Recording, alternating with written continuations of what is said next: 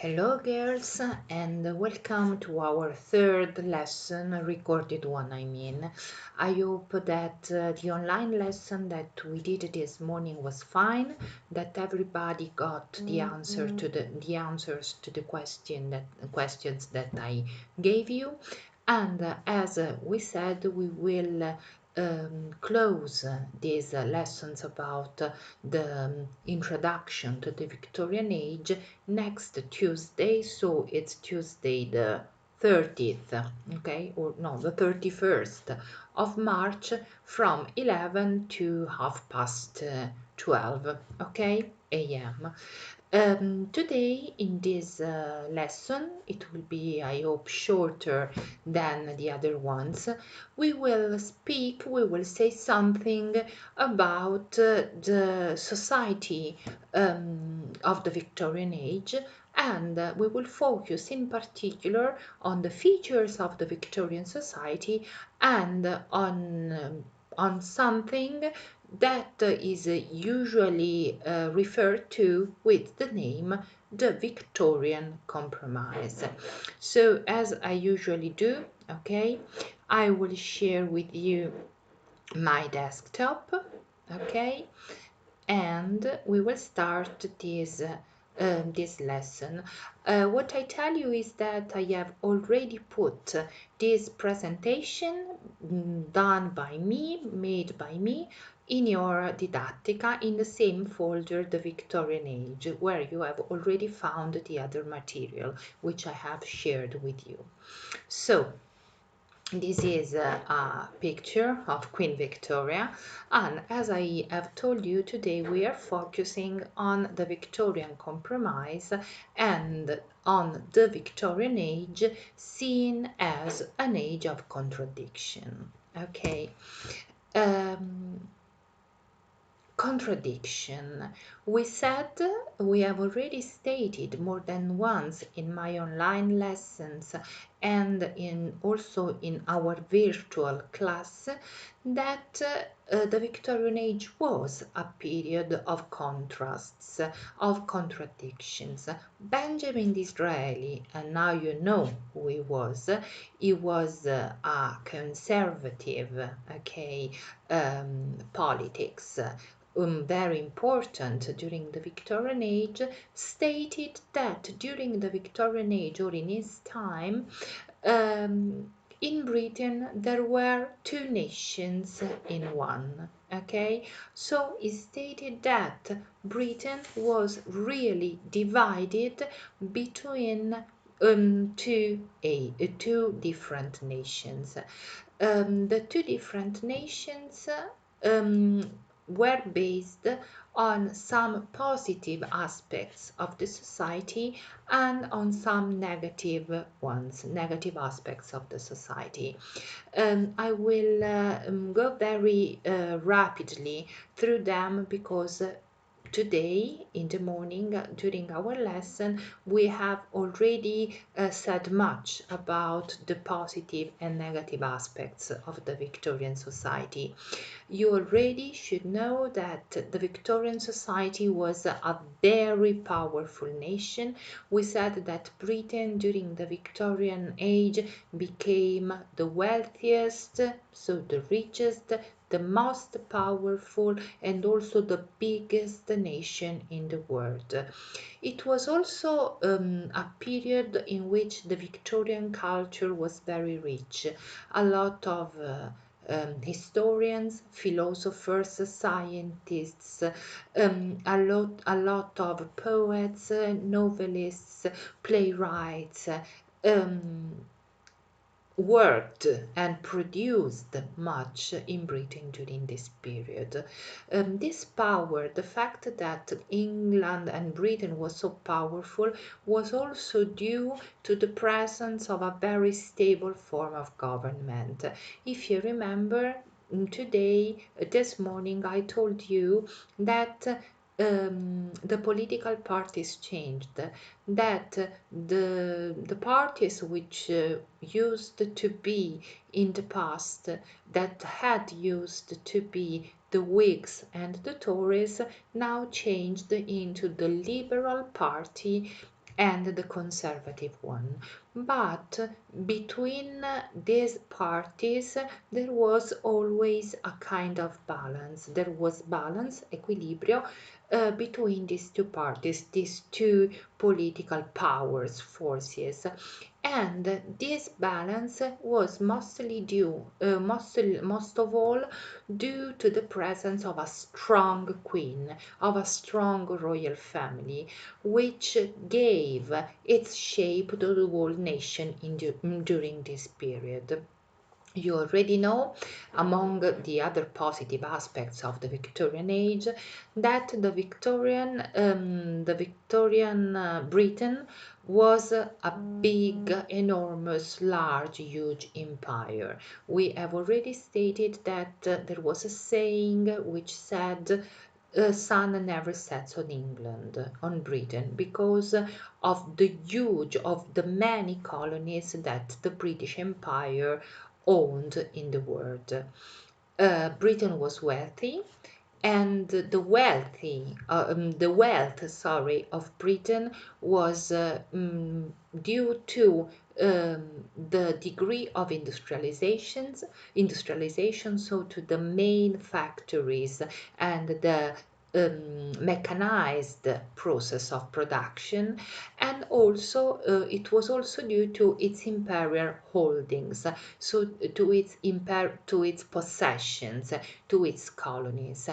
You should know why we said it, but I am not tired of repeating it. It doesn't bother me at all.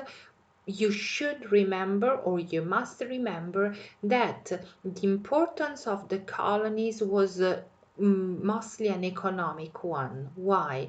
Because England imported a lot of raw material and a very cheap cost from its possessions, from its imperial holdings, and these raw materials were mostly changed into finished goods in the new factories with the new mechanized process of production which characterized the new industrial system of Britain.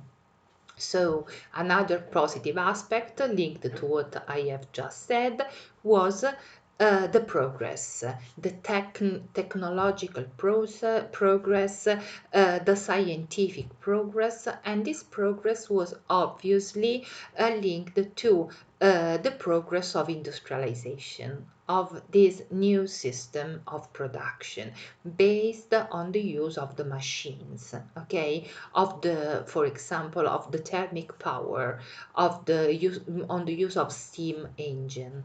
Okay, we also said that during the Victorian age there were a lot of reforms, political, social, economical reforms, and in the morning we already listed them all, or at least the most important ones. But we said that Britain during the Victorian age was the land of contradiction, because facing the positive aspects, we also have a lot of negative aspects which characterized the British society. One of the first, as you can see here in this first slide, was the rate of poverty. There were lots of poor people living in England, in Britain. There was only a kind of pyramid, and at the bottom of the pyramid there were a lot of poor people. Most of the British population was made of poor people. Who were the poor people? They were people working in the countryside, obviously, the workers, the land workers, not obviously the landowners, and they were also the people who worked in the factories, in the new factories, in the industrialized towns in Britain. They were really poor, and they were exploited, as you can see here. So another negative aspect of the Victorian society, which counterbalanced the positive aspects was the exploitation. So, the exploitation of what? The exploitation of the natural resources, obviously, quindi lo sfruttamento delle risorse naturali, which created a lot of pollution. We have already said much about it. And also the exploitation of the labor force of people, most of all of the work of the labor, of women and children. We said, and I repeat it, that the children and the women were exploited. They had to work for very long hours in unhuman conditions. So this was exploitation. They were considered slaves. Okay, their only purpose was to work as much as possible and to produce as much as possible.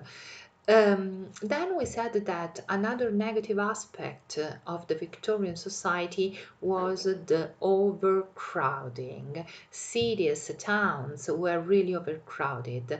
The lodgings of the people, so the places where the workers, the poor people lived, were really overcrowded. Towns were overcrowded. And because of this situation, there was the lack of sanitary safe conditions. People lived in unsanitary conditions. Most of the families, most of all at the beginning of the Victorian age, didn't have water, okay? Didn't have a system of drain, fognatura, and for this reason there were a lot of diseases. The diseases spread like wildfire in England. We said spread like wildfire significa diffondersi come fuoco, okay? This is an expression that we use in England. As I have just said, and let's go on to the slide number 2, Disraeli, and you already know who he was, spoke of two nations. The two nations he was referring to were the two different parts of Britain, or the two different parts in which British population was divided during the first part of the Victorian age. These two nations were on one side the privileged, and on the other side the people, I privilegiati, so the rich people, and on the other side the people, the poor, the common people, the privileged and the people. Don't forget this difference, these two opposite parts of British Victorian society.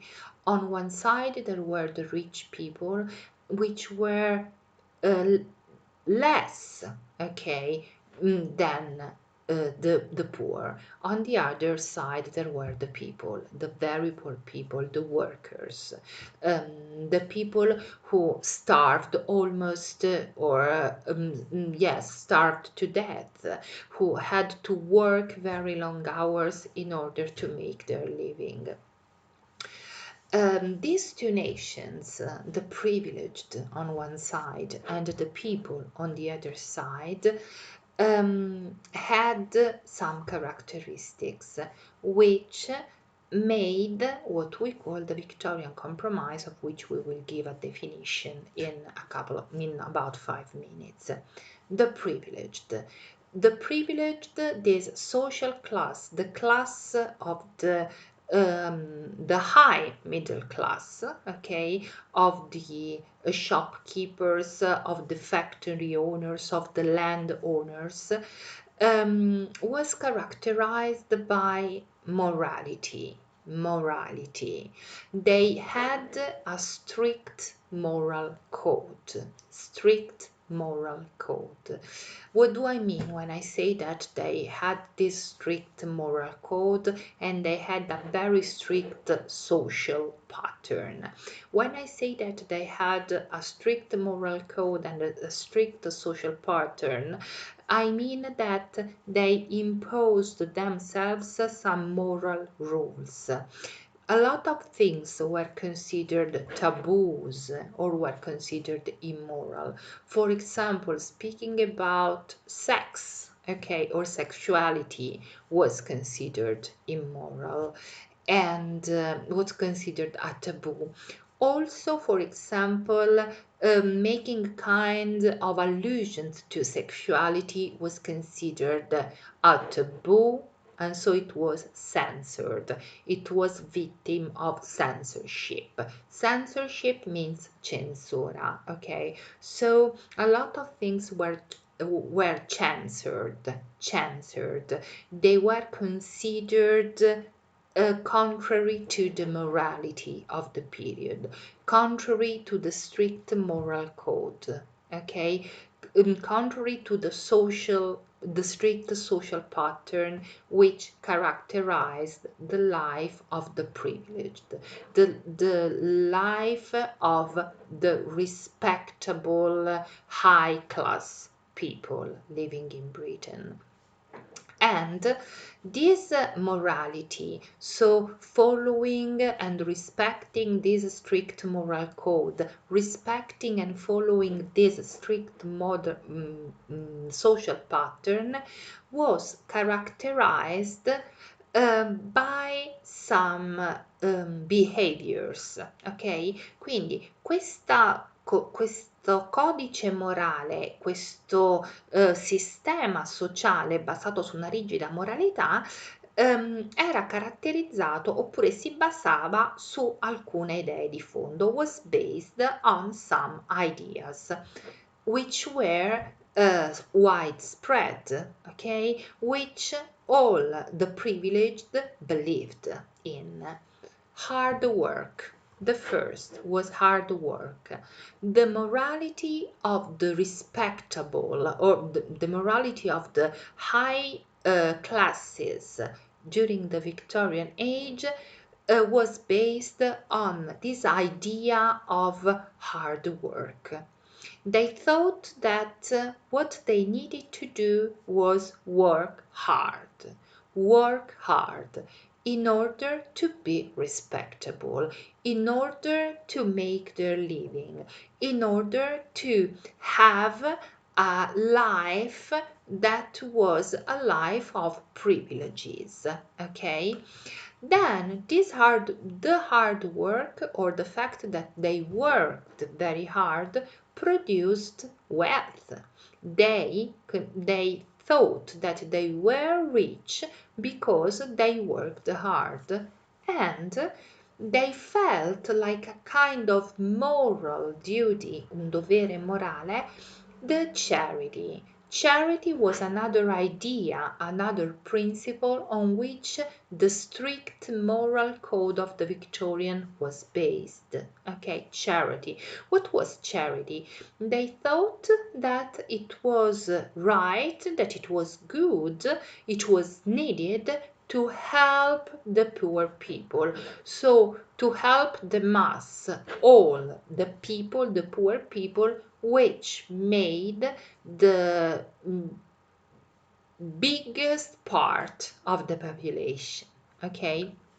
Another of the theories, another of the ideas on which the morality of this period was based on was respectability, la rispettabilità. Only middle class or high class people were considered or considered themselves respectable. So respectability, and the adjective is respectable, rispettabili. The respectability was, but I think that we have already said it, yes, today, correcting the questions. The respectability was based in their ideas on wealth. and on manners. So it was a matter of appearance, basically, fundamentally.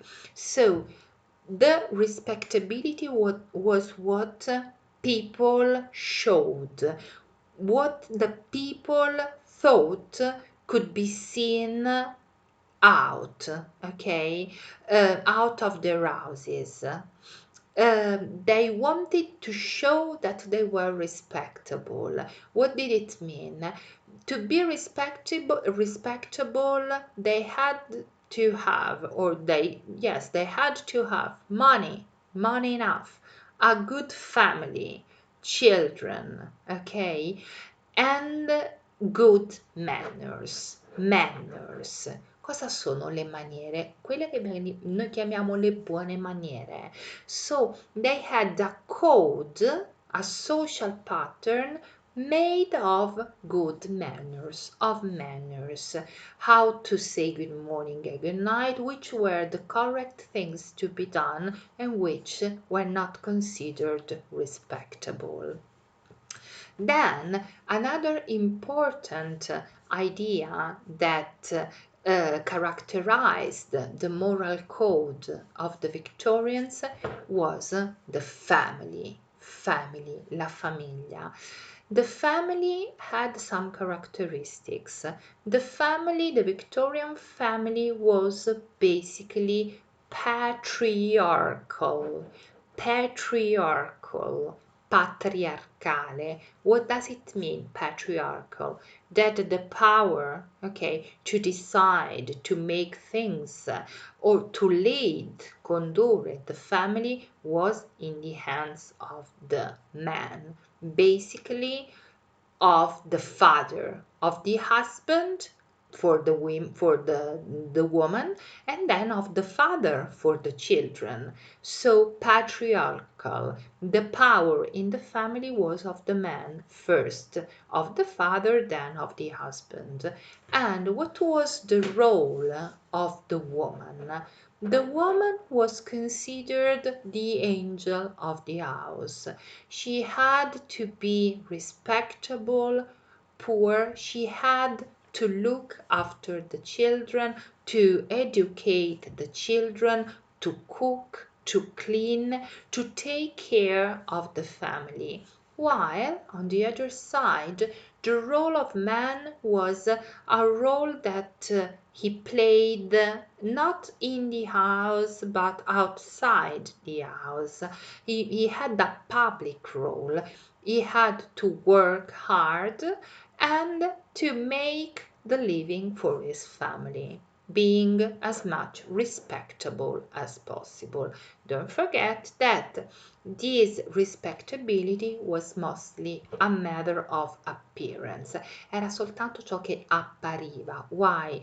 Because, as I told you during our lesson this morning, most of these men were not respectable at all. Most of them had prostitutes. Most of them had a lot of lovers. Most of them worked hard but then had a terrible opinion of poor people. They didn't help them at all, as their strict moral code would have said. Okay? What about the people? So what about all the other workers, all the other poor people who worked in factories, who worked in the countryside, who starved to live, okay, who worked very hard without succeeding because they were about slaves, okay?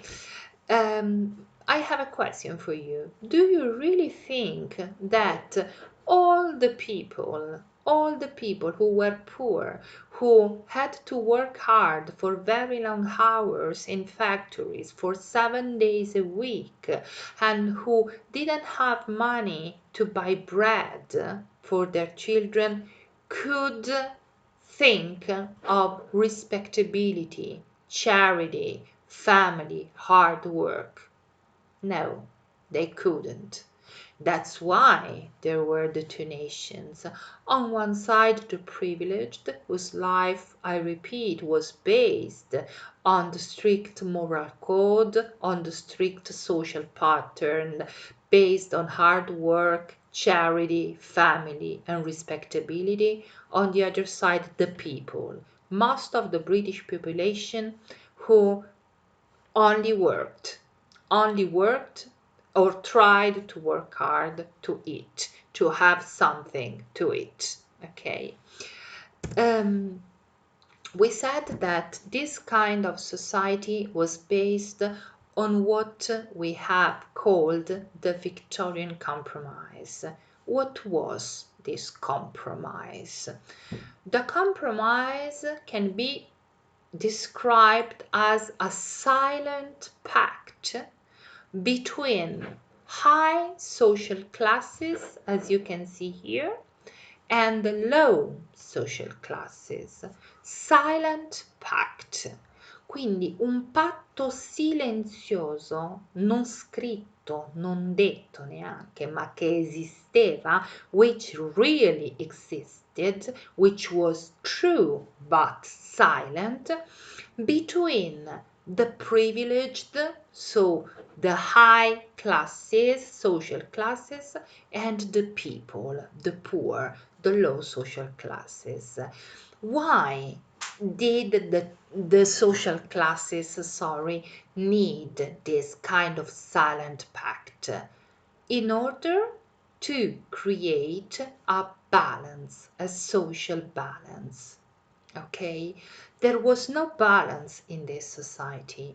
We said that only a few rich people had all the wealth and the power, and a lot of poor people, the people, worked hard and almost starved to death. Was there any kind of balance? No. There was no balance, but the compromise was a kind of silent pact between the privileged and the poor to create, a kind of balance which was not factual, which was not real, but it was like hidden. It was like the Victorian society didn't really want to find this balance, but it wanted to keep the things as they were. Okay, so there was this kind of silent pact. On one side, okay, you can see here a scale, una bilancia. On one side, there were the rich, okay, and on the other side, there were the poor. The Victorian compromise said and was accepted, silently accepted by the two social classes, that the rich had to help the poor. The rich had to do something to help the poor. And what could the poor do? They could not make riots. They could accept the situation as it was, thinking that this situation couldn't be changed, okay, in order to keep this kind of social moral balance. This kind of social and moral balance affected the daily life. So in this second part of the presentation, I am telling you what the life of people of the two social classes in Britain was like during the Victorian age. We said that the Victorian age was a period of very strong social inequality. We have these two social classes, we have these two nations, okay, the privileged and the people, okay, these two nations inside the same nation.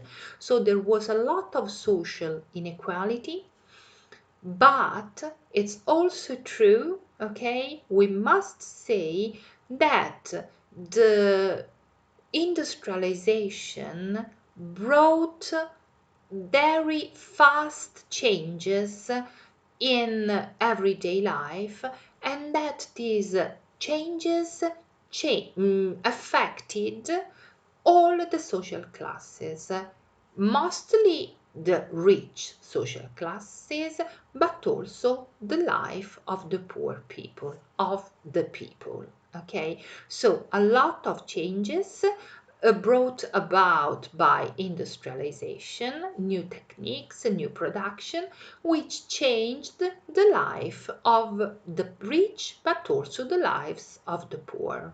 Okay.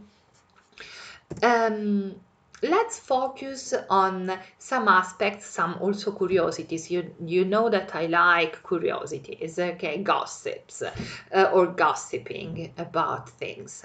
As we said, I gave you some gossip about Queen Victoria. I'm going to give you some gossip about the life, the curiosities dealing with the life of the middle class people during the Victorian age. The middle class, okay, experienced a big growth. There were more and more middle class people, so more and more people who were not poor, but were not very rich, middle class. And since this middle class grew, okay, it also grew their demand for goods and services. Okay, so more people belonging to the middle class, more people could spend some money, more people asked for new goods and new services. For example, the new rich people, the newly rich people, the new members of the middle class wanted a lot of novelties to help their daily life. For example, the women wanted, as you can see here, okay, this is a tailor room, è una stanza di un sarto, okay? Here, the women wanted, for example, new clothes, fashionable clothes. Also, they wanted new colors for their clothes. For example, in this period, there was a very trendy, fashionable color that was mauve. Okay, if you don't know what mauve is, go on Google and digit, okay, mauve, this color here, and you will see with your own eyes what kind of color it is, what is the shade of this color. Then another thing that the new rich people wanted were, for example, toys, new toys, giocattoli for their children. Cutlery means posate, fine cutlery, which was made basically in Sheffield. Sheffield was and is still now an industrial town in the north of England. The new families of rich, the new middle class people wanted, for example, tea services, dinner services, which mainly came from the potteries in Staffordshire. Staffordshire is another industrial region in England which was specialized in potteries, piatti, bicchieri, that are potteries. And they wanted, for example, plate glass, which was mainly produced in Liverpool. These were some of the items, some of the novelties which the new middle class people wanted in their houses, in their houseware. Then all this, the important thing to say and the important thing to understand, to underline, is all these novelties, all these supplies would, in the past, in the 18th century, would have been available only to the rich, very rich people, only to the aristocrats. But now, in the Victorian age, little by little, step by step, these novelties, these items, these houseware, these clothes, these toys, these tea and dinner services became available, okay, in the most smart middle class houses. So most of the people belonging to the middle class, even not the aristocrats, could buy, could afford these novelties. Okay. Another important thing to say, it's just a curiosity dealing with the middle class, the life of the middle class in Victorian Britain, was that the middle class for the very first time in history needed servants. Um, Up to this moment, okay, so in the Romantic age, in the Classic age, in the Elizabethan age, okay, only the aristocrats had servants. Who are the servants? The people who work in houses, who clean, who cook, okay? Now, also the people belonging to the very respectable British middle classes needed servants. And, just a curiosity, think that in at the beginning of the new century, so at the end of the Victorian age, almost 1/3 of the women, of the British women who were between 15 and 20 years old, were in service. Cosa significa? Che pensate a quante cameriere, a quanto personale di servizio serviva alle famiglie della middle class inglese, britannica. Nel 1900, quindi quasi alla fine, ok, dell'età vittoriana, circa 1/3 delle ragazze inglesi tra i 15 e i 20 anni facevano le cameriere in case più ricche. Ok? Erano a servizio, they were in service.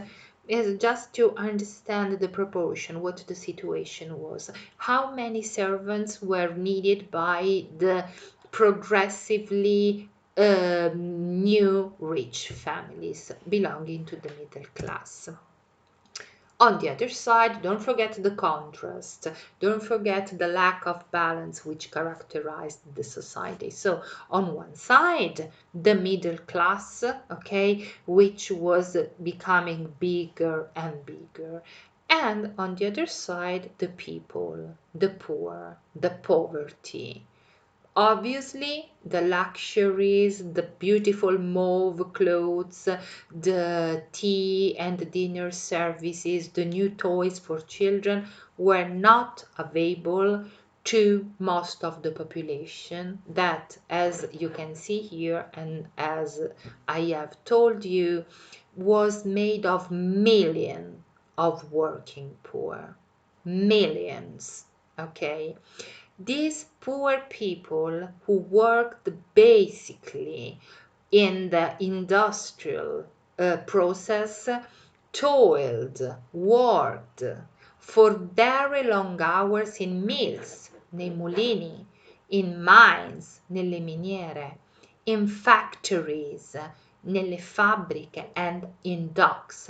Docks sono i pontili dove arrivavano i porti, ok? Dove arrivavano le merci, where the goods were exported and imported.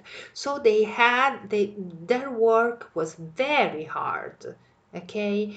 And they were millions, they were most of the population, and for sure they couldn't afford the luxuries which characterized the life of the newly rich. Okay? They lived really dreadful working and living conditions. They had dreadful means spaventose, terrible living and working conditions.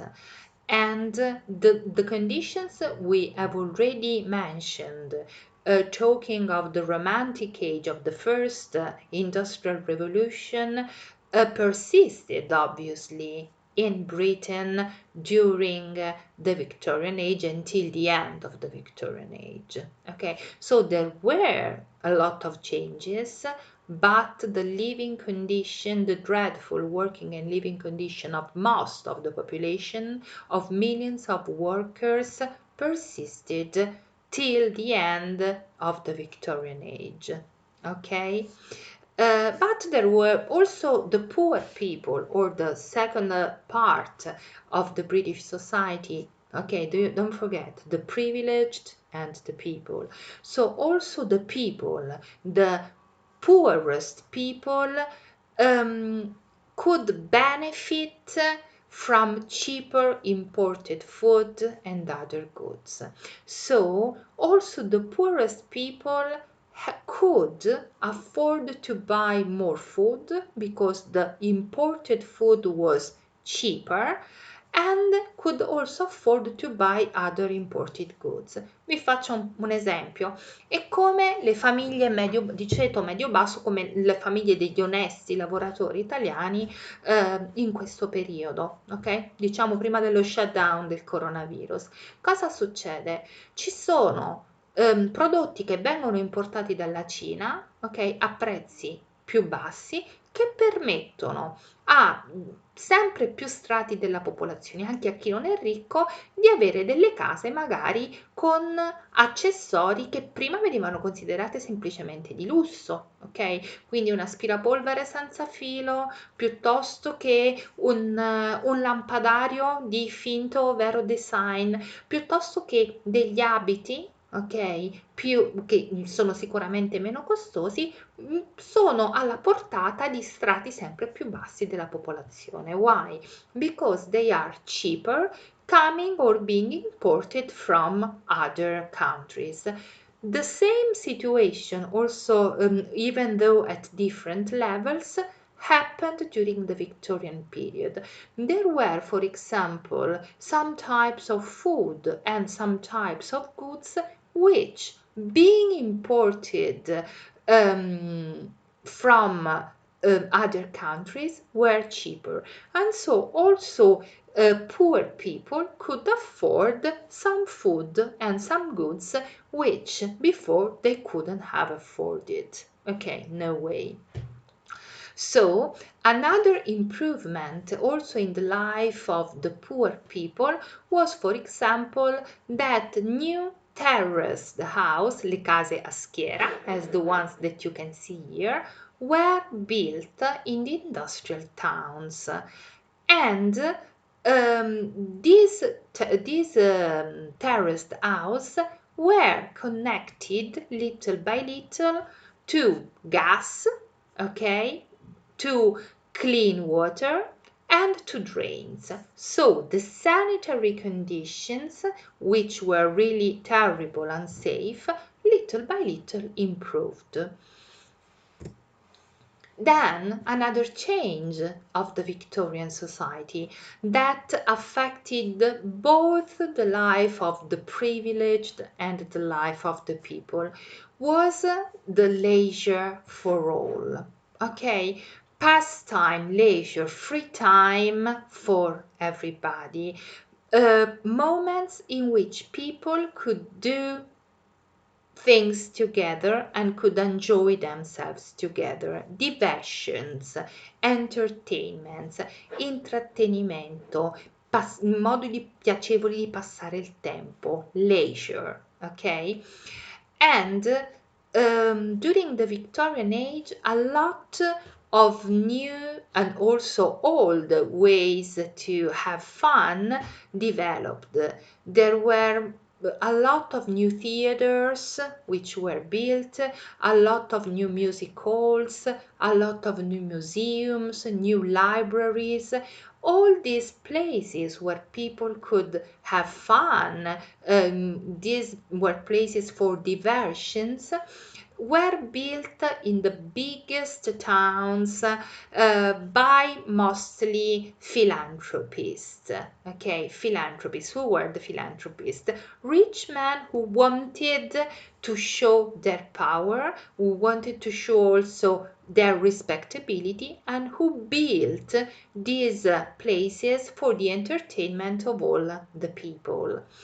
An example, just another curiosity, in the Romantic Age, for example, or during the Elizabethan period, the seaside towns were the preserve of the rich. Preserve. Preserve significa erano riservate, ok? Era una sorta di riserva per i ricchi.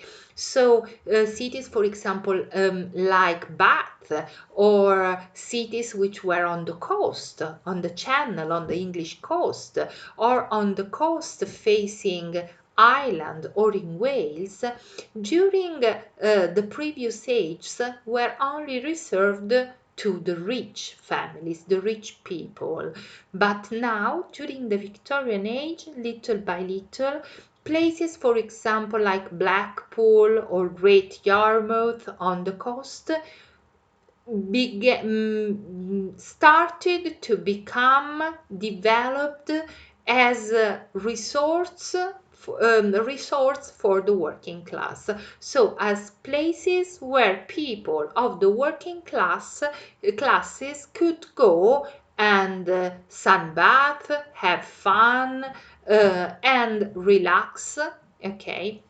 For example, in the photo, we see, in this picture, sorry, we see a part of Blackpool, which in the Victorian age used to be one of the most popular resorts for the working classes. So rich people, middle class people, but also working classes who started to go there to have fun, to enjoy the seaside, to enjoy sunbathing. Okay. Another curiosity were the sports, a lot of sports, so leisure for everybody. New sports not only for the aristocrats, for the rich people, but also for the working class. For example, tennis, croquet, rugby, football, cricket, all these sports that before were only a preserve of the rich people now spread, okay, and they were also played by people, families of the working classes. Another important characteristic of the Victorian society was the new role and the new importance given to education. If you remember, I told you that in 1880 education was made compulsory up to the age of 10. Okay, so all the children, both girls and boys, had to attend school till the age of 10 in order to learn how to read, how to write, and how to count. Okay, so for the very first time in the history of Britain, education was regarded as a universal need and a universal right. It was not only for rich people or for boys, but it was for everybody, universal. Un bisogno universale ed un diritto universale for everybody. They understood the importance of education. And to achieve this universal education, the government established a system of state schools. State, so they were paid by the state. Children didn't have to pay to attend these schools. They were mainly board schools. Board and state means the same. So they were owned by the state. They were free. People didn't have to pay to attend the lessons. So in this period there were a lot of new board schools which worked side by side or hand in hand with the old church schools. So board schools in towns, church schools mainly in the countryside, worked hand in hand to give this opportunity of compulsory education up to the age of 10. Don't forget that this kind of compulsory education up to the age of 10 was established in 1880. Okay?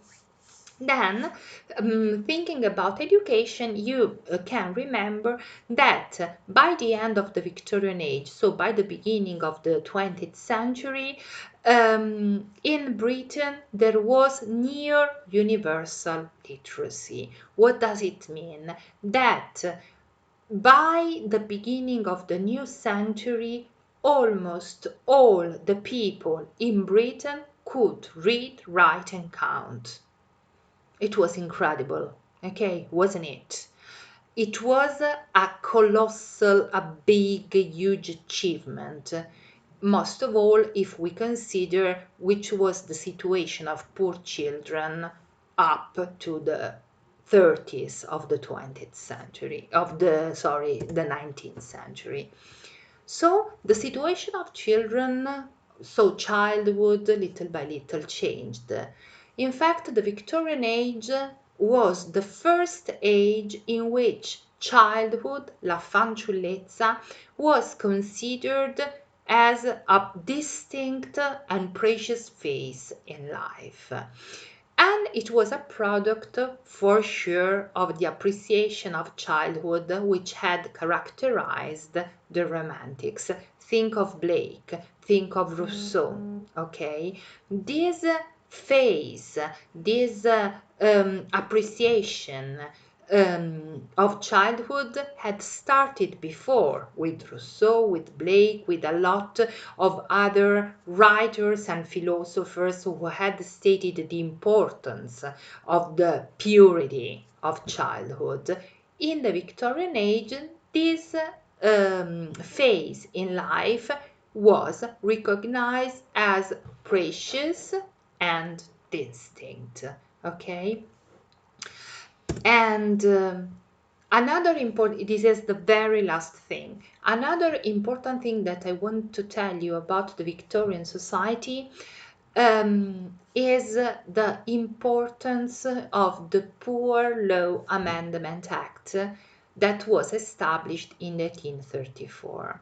It was an act which, as I have already told you, established a system of workhouses. What were these workhouses?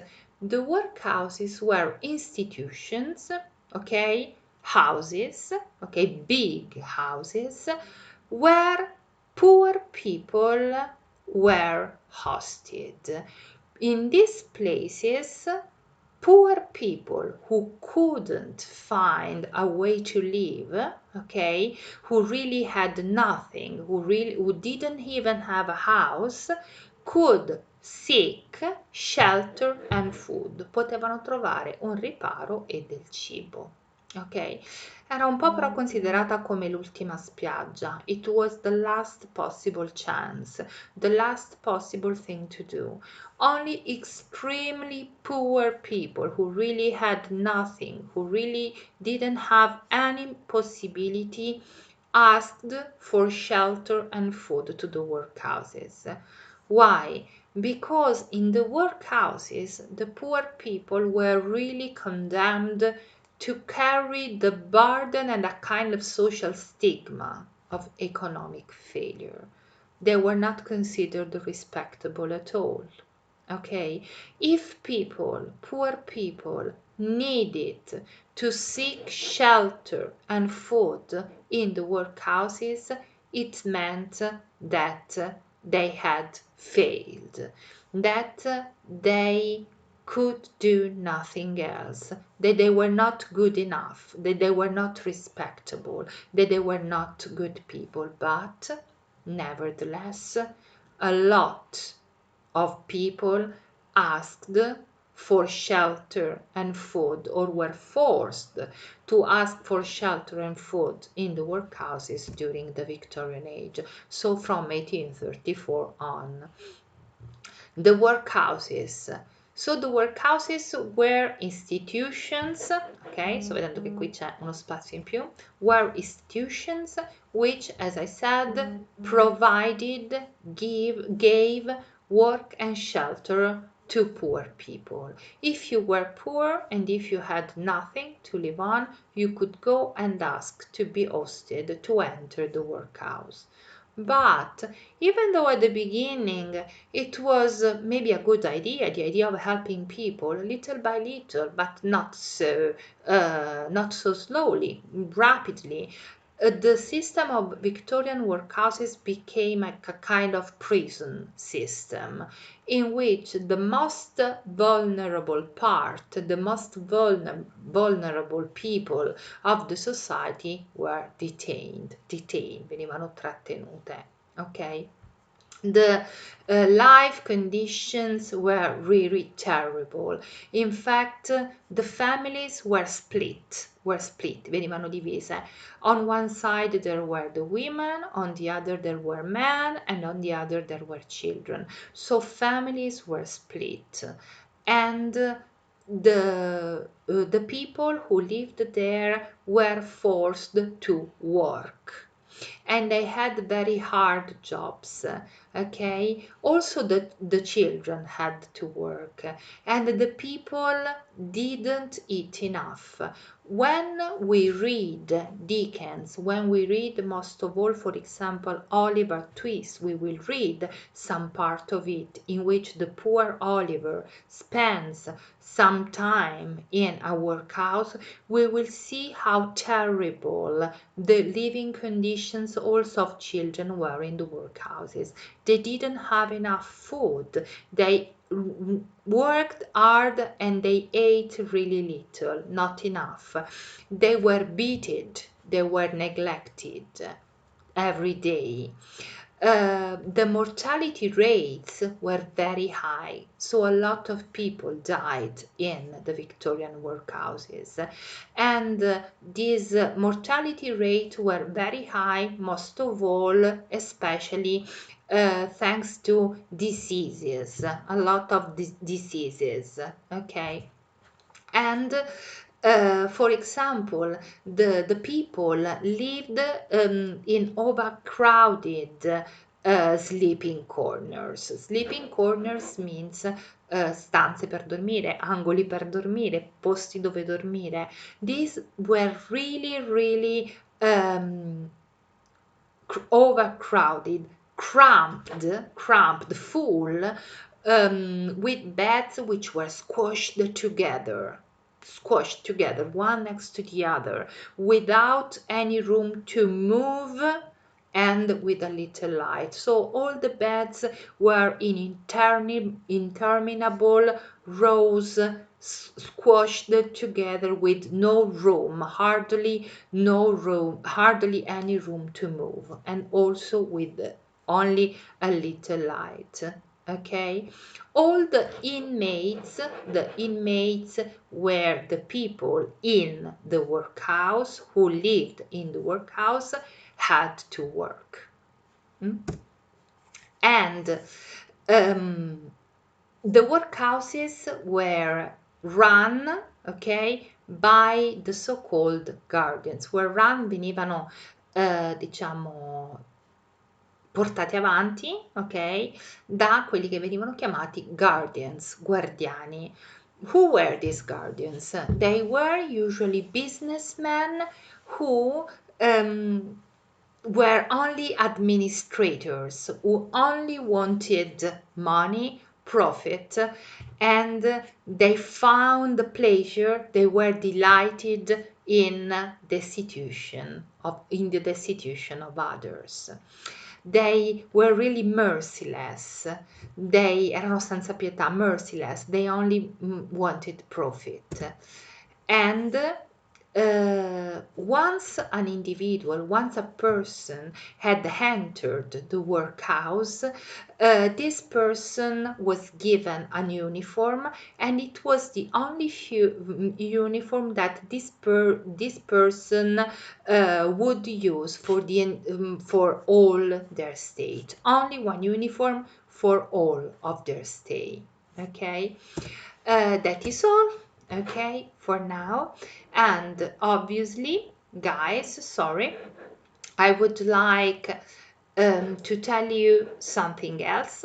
That is that you can find this same presentation in the folder The Victorian Age in Didactica, and you will also find there a short text that is I think 20-25 lines, dealing with the characteristics or dealing with a definition of what the Victorian compromise is.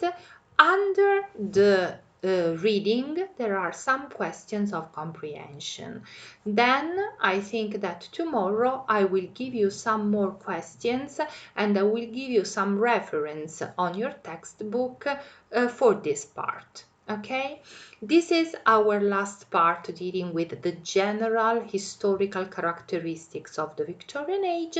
Then we will correct these questions or the answers to these questions on Tuesday, as I told you, Tuesday the 31st at 11 o'clock on Google Hangout Meet. So do the exercises, listen to my lesson. If you want to take notes, if you have any questions to ask me, I will be ready to answer them all as usual. And see you on Tuesday the 31st. Bye bye, girls. See you.